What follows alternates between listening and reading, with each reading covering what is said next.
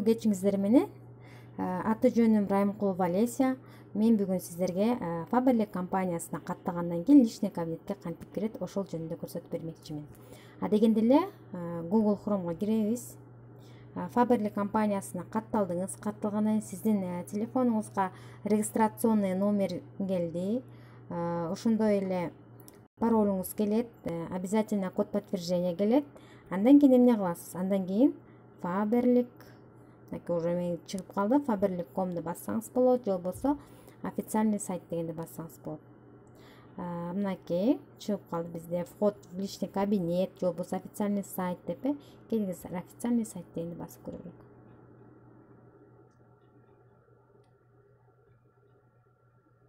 Мынакей официальный сайт дегенде сайт бизди тосуп алды. Faberlic компаниясынын сайты тосуп алды.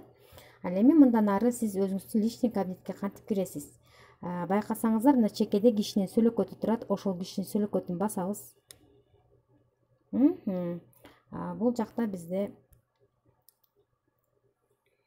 адам бар экен. Мынакей сиз жаңы катталдыңыз, кишинин сүлөкөтүн басасыз. Эми личный кабинет дейт. Бул жерге келиңиздер, мен сиздерге менин консультанттарымдын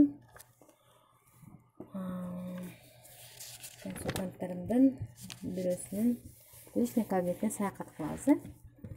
Так, 714.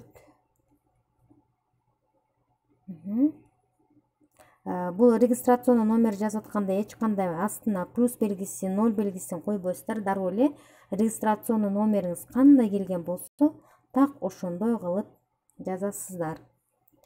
Бул жака болсо паролу, бул сыр сөз. Бул сыр сөздү негизи эч ким билбеш керек. Наставнигиңиз билсе болот, себеби адегенде сиздерге заказ кетирип жардамдашат.